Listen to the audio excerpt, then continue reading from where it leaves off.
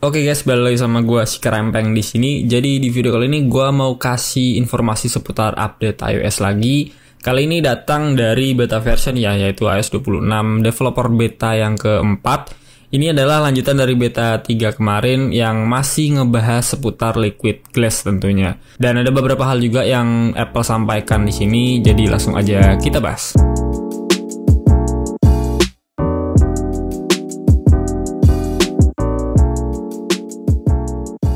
Ya, ini dia iOS 26 developer beta yang keempat. Jadi selain iOS, Apple juga kasih updatean di device yang lainnya ya, yaitu ada iPadOS juga di sini 26 beta keempat, ada macOS 26 beta keempat, ada tvOS 26 beta 4, visionOS 26 beta 4, dan yang terakhir ada watchOS 26 beta keempat juga. Jadi buat kalian yang punya semua device tadi bisa langsung update aja kalau memang tertarik dengan beta version ini. Kita fokus ke iOS sekarang, yaitu iOS 26 beta keempat. Ini udah gue update pakai iPhone utama gue, yaitu iPhone 15 Pro Max. Untuk size update-nya gue dapetin di angka 9,56 GB. Ini hampir 10 GB ya, gede banget. Dan kita akan cek untuk build number-nya. Di sini kita pergi ke bagian setting, general, about iOS version. Di sini 23A5297i. Jadi buat kalian yang mau update ke developer beta keempat ini, pastikan untuk build number-nya sama seperti yang ada di iPhone gua. Sekarang kita berbicara mengenai apa aja sih yang baru di iOS 26 beta keempat ini. Yang pertama itu adalah kembalinya Liquid Glass ya, yang sebelumnya tuh sempat di redash di beta ketiga, jadi sempat di nerf abis-abisan. Sekarang coba dikembalikan lagi sama Apple, tapi nggak terlalu transparan banget ya kayak di beta 1 ataupun beta 2. Contohnya tuh ada di aplikasi musik. Ini gue coba buka aplikasi musik. Nah, ini untuk Liquid Glass-nya dia tetap muncul ya di sini, di bagian bawah, lu bisa lihat sendiri. Tetap ada gelembung-gelembungnya gitu. Yang mana di beta 3 tuh dia di redash banget, jadi bener-bener kayak nggak kelihatan ya untuk si Liquid Glass-nya. Yang mana di beta 1, beta 2 tuh kelihatan banget, bener-bener transparan, bahkan tulisannya tuh nggak kelihatan banget ya. Tapi ini masih kelihatan, masih cukup jelas di beta keempat ini. Termasuk untuk icon home, tulisannya, radio, library juga masih kelihatan jelas ya, nggak ada masalah sama sekali. Gue nggak tahu kenapa di beta 3 di redash banget, bener-bener nggak ada, hampir nggak ada ya untuk Liquid Glass-nya. Dan akhirnya di beta keempat ini ditampilkan lagi, mungkin karena ya permintaan para user ya, yang mana untuk iOS 26 itu kan terkenal dengan Liquid Glass-nya, nggak mungkin dong di redash banget. Akhirnya dimunculin lagi, disempurnakan, dan sekarang terlihat lebih baik dibanding di beta 1 ataupun beta kedua. Di aplikasi foto juga sama di sini, untuk bagian bawahnya lu bisa lihat sendiri, dia tetap ada gelembung-gelembungnya. Tuh. Untuk Liquid Glass-nya masih kelihatan ya. Tapi tulisannya juga masih jelas. Dari library, collection, untuk years, month, dan juga all-nya juga masih kelihatan jelas. Sekarang kita cek untuk Safari-nya. Nah, Safari seperti ini ya. Ada transparan juga di bagian bawah untuk si search bar-nya ya. Tuh. Tulisan iPad Pro-nya kelihatan di Liquid Glass-nya, tapi nggak menghilangkan atau meredash tulisan dari apple.com-nya. Jadi feel Liquid Glass-nya masih kelihatan ya, masih kerasa banget. Dan soal Liquid Glass ini sebenarnya ada keluhan ya di beta 1 dan juga beta kedua, yaitu di bagian notification center sini. Jadi di beta 1 dan juga beta kedua tuh dia nggak kelihatan ya, bahkan hampir nggak kebaca untuk tulisan dari notification-nya. Alhamdulillahnya sekarang di beta keempat di redash tipis-tipis ya. Ini untuk Liquid Glass-nya tetap ada, cuma nggak terlalu transparan banget ya, khusus untuk di notification. Alhasil membuat tulisannya tuh jadi lebih kelihatan jelas ya untuk si notification centernya ini, karena memang ini kan yang lebih kita utamakan ya. Untuk notification ya udah pasti tulisannya, kita butuh informasi dari tulisan tersebut dibanding Liquid Glass-nya. Makanya di beta keempat ini mungkin Apple memperbaikinya, dan sekarang better lah dibanding di beta 1 ataupun beta kedua.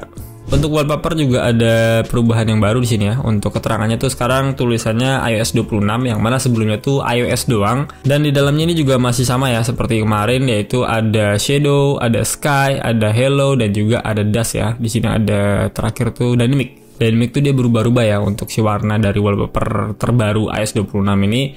Jadi kalian tinggal pastikan aja mau pilih yang mana. Nanti kalau misalnya udah dipilih, misal gue pilih yang hello di sini, gue add jadi wallpaper gue. Terus gue lock, dia akan ada dynamicnya. Mungkin kalau di kamera nggak terlalu kelihatan ya,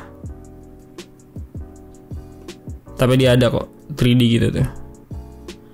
Sama kayak wallpaper orang ataupun hewan yang udah kita coba kemarin di beta 1, beta 2, beta 3. Dan ini bagus banget ya, terutama buat gue pribadi. Kita balik lagi ke bagian Safari. Jadi untuk si kolom search-nya tuh sekarang dibuat lebih panjang ya, lebih panjang ke samping gitu dibandingkan dengan beta 3 kemarin, yang mana poin positifnya sekarang untuk tulisannya jadi lebih banyak yang termuat ya di bagian kolom di sini, nggak kepotong kayak di beta 3 kemarin.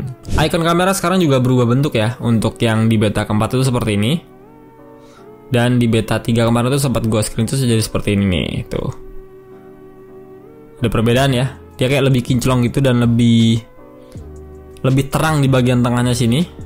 Nggak terlalu ngaruh apa-apa memang, cuman untuk icon aja yang berubah. Sementara untuk di bagian dalamnya, kalau kita tap seperti ini, dia akan langsung masuk ke kamera. Tapi kalau kalian baru pertama kali update ke 26 beta keempat, nantinya akan ada notif seperti ini.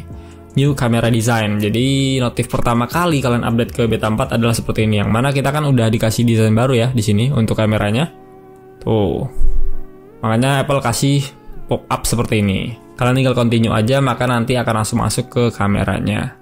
Sementara itu di beta keempat ada perubahan juga ya untuk bagian sininya, di bagian bawahnya ini untuk pilihannya kita mau foto, video, sinematik ataupun portrait, dan masih banyak lagi lainnya. Ini ada perubahan yang mana sekarang di beta keempat itu pada saat kita geser, kalau kita geser tangan kita ke kiri, dia akan ikut ke kiri. Kalau kita geser ke kanan, dia akan ikut ke kanan. Yang mana sebelumnya di beta 3 ke bawah, itu kalau kita geser ke kanan, dia akan masuknya ke kiri. Jadi kayak kita pakai trackpad di laptop atau MacBook ya. Jadi kayak gitu untuk gesturnya. Sekarang dibuat searah dengan jari kita. Kita arahkan ke kiri, dia ke kiri. Kita arahkan ke kanan, dia juga ke kanan. Lebih enak mana ya selera sih. Tapi kalau gue pribadi, gue lebih suka kayak gini, sesuai dengan arah jari gue. Kemudian ada UI baru. Kalau kita pergi ke bagian setting sini, kita pilih Face ID and Passcode. Nah seperti ini, sekarang tuh ada icon gembok ya, gembok warna biru di bagian atas ini. Dan untuk kolom passcode-nya geser ke pojok kiri seperti ini, di tengah pojok kiri seperti ini. Gua nggak tahu ini bugs atau apa, dan gua nggak tahu bertahan lama atau enggak. Yang jelas sebelumnya itu kan di tengah gini ya, dan nggak ada gemboknya. Mungkin bisa jadi gemboknya tetap akan ada, dan kolom untuk passcode-nya akan ditaruh di center ya, di bagian tengah sini. Kayaknya lebih bagus seperti itu sih. Untuk perubahan yang baru itu aja di beta keempat ini. Sekarang kita akan berbicara mengenai performa dan mungkin bugs yang gue alamin. Yang pasti yang pertama adalah di M-Banking. Ini masih tersedia ya untuk bugsnya, masih gue alamin sampai sekarang di beta keempat. Itu kita nggak bisa ya untuk buka M-Banking BCA. Di sini gue ada 3 M-Banking sih, memang ada BCA, ada 4 malah, BTN, BSI dan juga Livi Mandiri. BSI juga gue nggak bisa pakai, nggak bisa akses sama sekali. Jadi BCA dan juga BSI itu nggak ada updatean di aplikasinya, jadi nggak bisa dibuka sama sekali. Bahkan force call seperti itu ya. Untuk Livi Mandiri justru masih bisa ya di sini. Jadi sementara pas gue update ke beta keempat, sementara ini gue menggunakan Livi Mandiri untuk transaksi online gue. Jadi buat kalian yang mau update ke S26, pikirkan terlebih dahulu kira-kira M-Banking kalian sangat berguna atau enggak, atau mungkin punya backupan M-Banking lain bisa digunakan ya. Kalau misalnya nggak punya, mending stay aja di S18.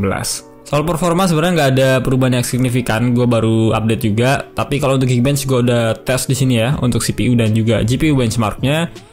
Untuk CPU gue dapetin di angka 2747 untuk single core-nya, sementara multi core-nya di 6859. S26 ini beta yang keempat. Kalau kita compare dengan beta yang ketiga itu ada di sini di bagian bawah. Singlenya gue dapetin lebih banyak 2561, multicore-nya di 7429. Jadi ada perubahan yang cukup signifikan ya, turun justrunya bukan malah naik.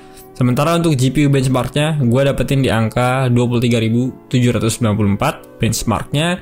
Sementara di beta ketiga gue dapetin di angka 27.914. Itu ada kenaikan sedikit ya, nggak terlalu signifikan juga. Tetap aja semua ini cuma angka ya, nggak bisa dijadiin patokan utama untuk mengukur performa keseluruhan dari iPhone kalian.